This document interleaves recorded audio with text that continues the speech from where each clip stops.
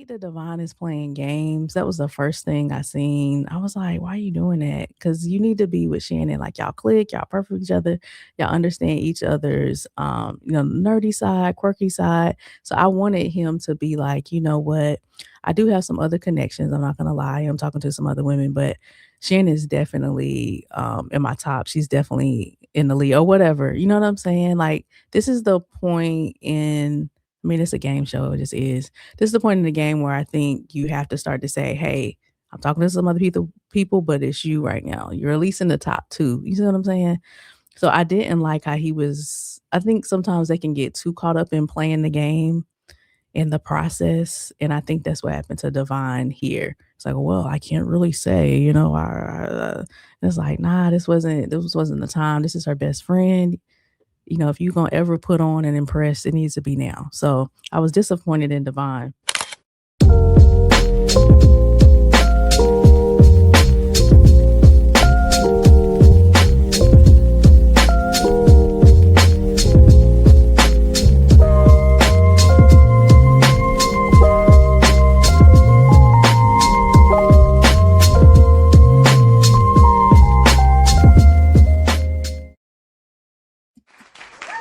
What is up, y'all? How are y'all doing? It's the last show of the year.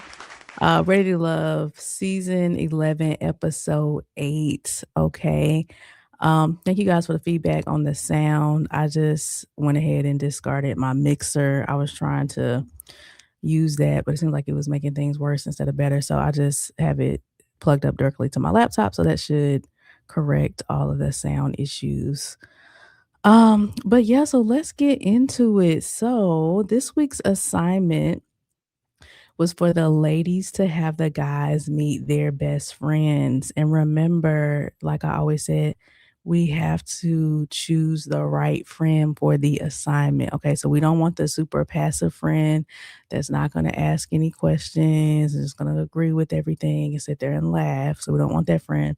But we also don't want the super aggressive friend either that's doing too much, like Carday's ex. Okay, we don't want the friend that's gonna be so overzealous. And yeah, because calm down, right? We want a good, emotionally intelligent friend that's gonna be balanced. Okay, they're gonna do a good amount of asking questions, but also listening. Okay, so that's what we need now. So the first person up is Ashante. So she brings her 2 good girlfriends, and the guys she invites are Steven, Cardi, and Bello. So remember, we are rooting for Steven, so don't forget about that. Um, and they start off by asking Cardi, how does he deal with conflict?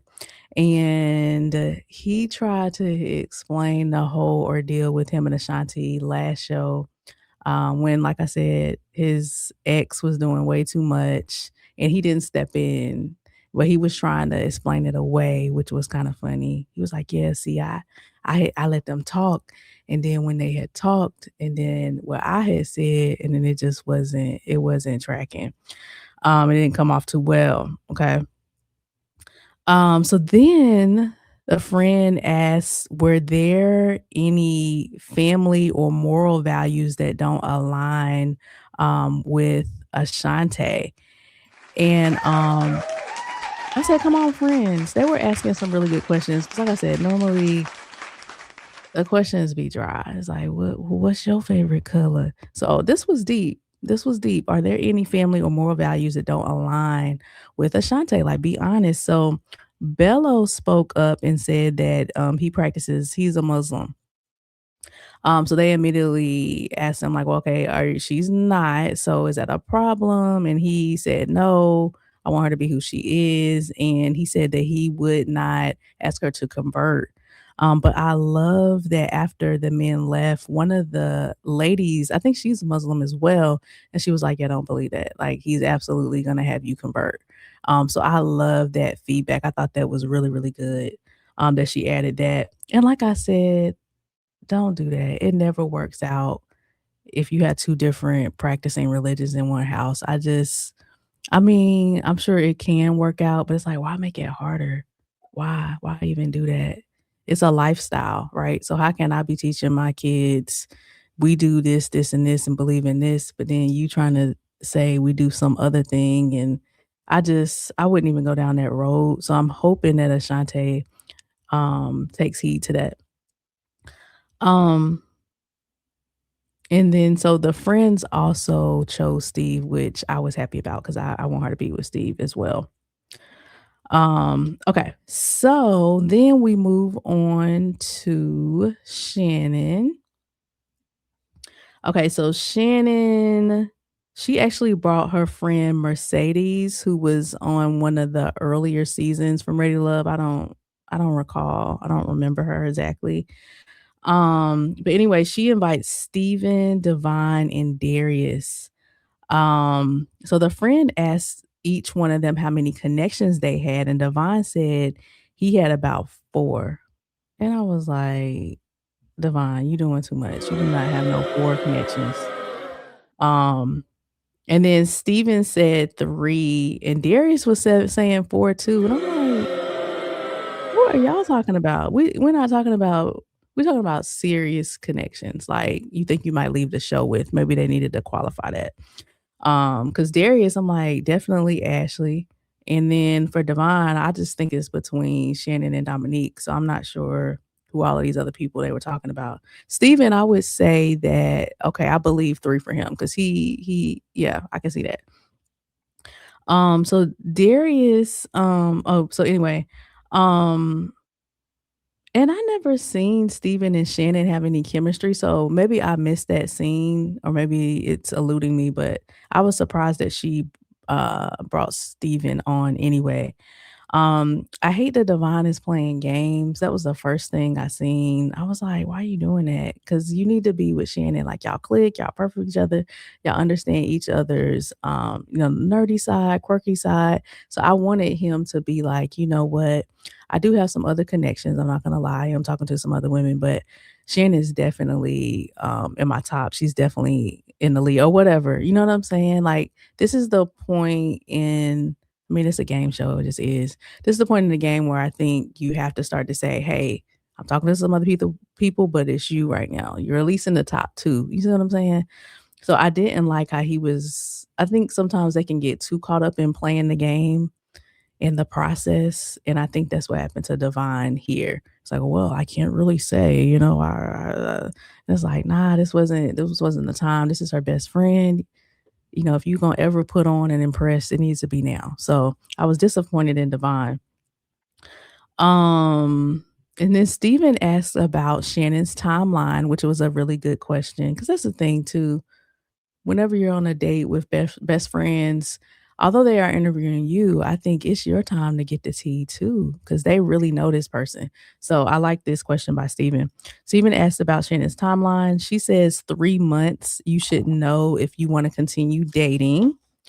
And then at 6 months, you should know if you want to marry.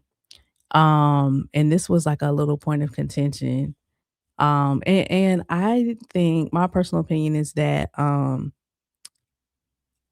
3 months, I think we all know universally that's the honeymoon stage, right? I feel like in 3 months, everything should be perfect, right? You're putting on your best representative, you're putting on a facade, you're doing all the things, right? So 3 months, you shouldn't have any red flags in 3 months, right? Like everything should be perfect. Of course, you're gonna feel like, "Oh my God, this is the person for me." But you gotta wait, okay? I think within 6 to 8 months, I think that is when you know if you could see yourself with this person. In 3 months, you're absolutely gonna say that. But I think it takes this is an arbitrary number, but I think you have to wait until the person's facade starts to drop and people's facade starts to drop with familiarity, right? So the more time you spend around somebody, the more comfortable, the more lax, the more authentic. Okay. So I think you have to date until you're like, aha. Oh, and I got this new sound effect I want to try. Nah. I think you gotta date until you're like, that's you. And then when you see the real them, can you deal with that person? I think that's what you're looking for. And normally, we as humans, we can only keep up a facade for so long. So I definitely think 6 to 8 months, that's when you like, "Alright, this is me." And just, even something funny, I know for me, like, you'll never catch me without earrings or, liner or lashes, like, you just not gonna catch me like that, right? Um and it's, especially around, my boyfriend at the time, we've been married now for years, but I would always, be put together, but same thing, about 6, 7 months, now you got the bonnet on, now you got the so, people start to relax a little bit more and you can kinda say, "Okay, do I see any red flags now that I know that who you truly are?" Um So then Shannon says she is 33 and would need to be engaged within a year because she would like to have kids. And, I always say that's kind of the scariest place to be when you have a timeline on it. Like, I totally understand because she wants to have kids and everything, but she has to be careful. You don't want to rush it in hopes of having kids. You see what I'm saying? Then you end up with the wrong person because you're trying to force it. You see red flags, you're overlooking it 'cause you're like, I gotta hurry up. Uh, and then you end up putting so much pressure on him. So now I hate that for her. 'Cause when men have a timeline, they kinda feel pressure and get nervous too. So, that could prevent a lot of men from even dating her, I'm glad she's open about it, though, because they do need a timeline, don't get me wrong. If they feel like they can play with you, they will. But when it's like within a year, it has to be, that's so finite. So, I don't know, she gotta be easy on the timeline. Just make sure that person is the person for you. People having kids well into their 40s now, so I see if she was 38, but I mean, I think she still has some time. Um, and so the friend said that she wouldn't choose any of the guys. I was like, "Dang, I don't think I've ever heard that before on any of the Ready to Love shows." Somebody to be like, "Yeah, none of them, none of them." I was like, "Dang," but I kinda feel her. But see, we know that Shannon and Devon would work. I just don't know what Devon was on. Like I said, I think he was too into trying to, like, play some game or something. But so that's probably why the friend couldn't see, but I think Devon would be really good for her. But to the friend's point, you gotta always remember at the end of the day, this is a game show. These are just 10 random men. It's very possibly that the person you're supposed to be with is not on the show, and it's okay. So that reminded us of that. Okay, so now let's jump over to Lauren. Now Lauren invites Bellows, Steven, and Vince. Y'all, again, I just don't think, unless I'm missing something, Lauren is in anyone's top. I haven't really seen any chemistry with her and any of the guys. Like, she goes out on these dates, but it just feels like very platonic, very friend type of thing. Like, I haven't seen any other guys, like, give her a hug or a kiss or really be, you know what I mean? So, um, anyway, they asked Bello about his child, right?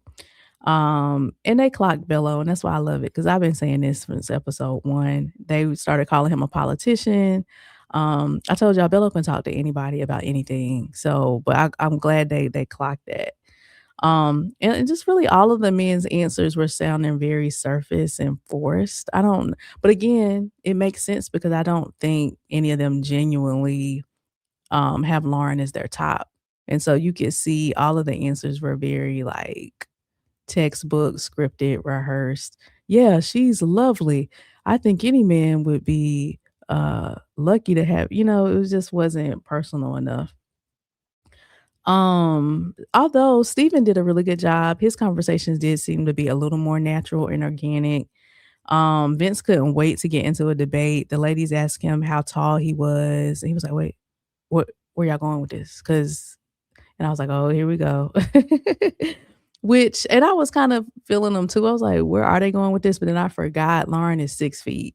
So it kinda makes sense. But they could have probably just said, "Hey, she's 6 feet.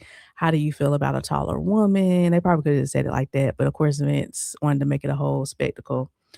Um, so they actually thought, the events would be good for her, which I think took her aback and probably took the audience aback too. But they made a good point. That was like, you do need somebody with a stronger personality, and Vince has that for you. So I thought, okay, they know their friend. But I always say the opposite. I think if you're a type A woman to me, I think you need a more laid back. So I would have said the opposite. I would have actually chose Steve because they said Steven wasn't as assertive. But I think two strong-willed people don't match. That's just me. So I actually would have went with Steve using that rationale that they had. Because if you strong-willed with Vince, y'all gonna be arguing all day, every day, okay? So I don't know if that was the right choice, but again, I don't think Lauren's person is here, to be clear. So let's jump over to Ashley. Okay, so Ashley invited Darius and Cardi. I've been calling him Cardi the whole time, so why stop now, right? Um, I'm not sure why she invited Cardi. It almost feel like she was upset at him about something. I don't know if something happened, but she just came in really hot. It was almost like it was an interrogation. Like, "Yeah, well, why you don't be calling me? Because you just too surface. You ain't deep enough with me." And I was like, "Dang." But Cardi, he handled it amazingly. He took accountability. It's like, "Yep, you right. Imma do better." Because that coulda went a different direction. So he did a really good job handling that. So I'm just like, "You shoulda just invited, Darius. We all know what it is." Um but I like how she seen Darius too, because she was like, "I like that he's flashy and charismatic and flirty and all the stuff, but I really wanna see the vulnerable side of him." So I like that she's not letting that piece cloud her judgment. So I do like that. And again, I don't know if we'll be able to see that, because he is always on. Darius is just always on. Yeah, because nothing's wrong with her. She's perfect, and he's another one. He just like Bella, like, he's always gonna have all the answers. Um, but anyway, and I didn't think the friend did a good job. Let's give a boo to the friend on this. All the friends were, really doing good. I feel like Ashley asked all of the questions. I feel like the friend was kinda just sitting by, so we possibly coulda invited a I know are very close, but I thought maybe bringing a 3rd person that could kinda help us out with, more questions, because I don't know how you don't ask Darius about the 4 kids and the marriage, and, like, how we not asking about that, friend? Because I know you and Ashley are talking about the show, and yes, this guy, and da, da, da. So I don't know. I just felt like the friend dropped the ball. There's so many directions and angles you could go in with that. I need to know their ages, how many baby mamas. I still don't think we know that. Um, how old is the youngest one? How's the co-parenting? Do any of them stay with you? I mean, it's so 4 kids? Ashley, hello. Um, so I don't know. They dropped the ball on that one. She should have brought a 3rd friend to help out with that. So then Donna Donna invited Vince and Steve. And this is another one like Lauren. I don't think Donna's person is here, but she has to play the show. So she invited Vince and Steve. Okay, so they asked Vince if he wants to get married. He kinda hesitated, and I was like, "Up, here we go." Into another debate, but he says he wants to get married, but he's not forcing it, which I agree with that. He's open to have more kids, but he's also fine with the 2 that he has. And in his confessional, he was saying that, he won't rush his timeline for anybody. I don't care who I'm talking to. That just always scares me about Vince. I just think he can be very, very stubborn, and with the debating and always joking, it's just a lot. It's a lot. Steven says he needs about 2 years before he's ready to get married, and I thought that was fair. I always say, between 2 and 3 years. I think that is when one, like you said, the facade has been dropped. You can see a person for who they really are. And in that span of time, you've been able to see them in so many different situations. What happens when they're up? Maybe they get a promotion. How do they treat you? They act brand new. Maybe they lose a job. Do they spiral off in some depression and don't call you for 5 days? Or, losing parents, losing, people close to you. Just so many different situations you're able to see how they react and how they carry themselves. And it's hard to see that even in a year, because again, 3 months of that, probably more, you're putting on.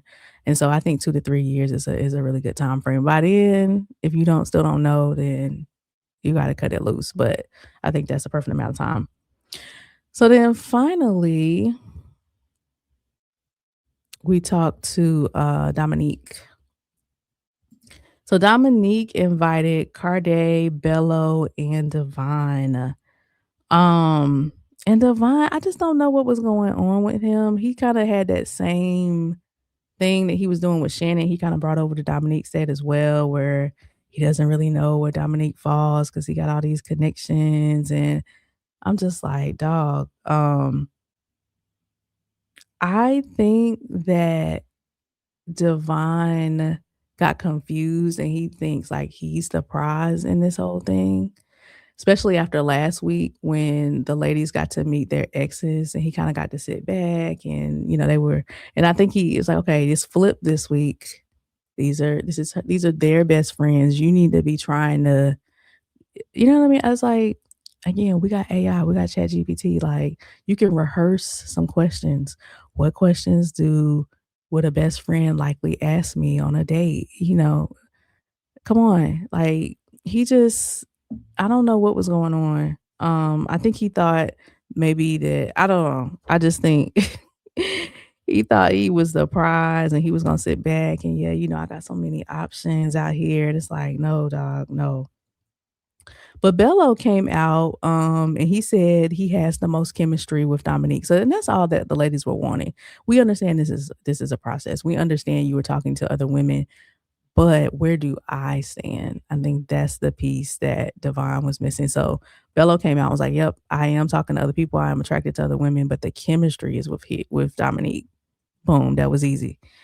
Um, and then the other thing that was funny, they asked Devon if Dominique was the type of woman that he was looking for, and he was like, "Yeah, yeah. Any man would be looking for somebody like Dominique." Right, guys? They're like, "Yeah, we talking about you." It was just and then he tried to like, "Well, yeah, the qualities, she's nice," and I don't know what happened. I don't know what he thought this was. I don't know if he didn't think he was gonna have to talk or answer questions. Um, but anyway, and then Carday said he knew this was funny too, I had to laugh at this. Carday was like, he knew how the friends were coming because they didn't have their arms in the jackets. I thought that was hilarious because they both did have the jackets on the outside. But yeah, that was hilarious. Um, so yeah, that was all, that this was a shorter, commentary show. I think this is gonna be a two-parter because we didn't even get to the women's lounge and elimination and all that. So I guess that will spill over to next episode.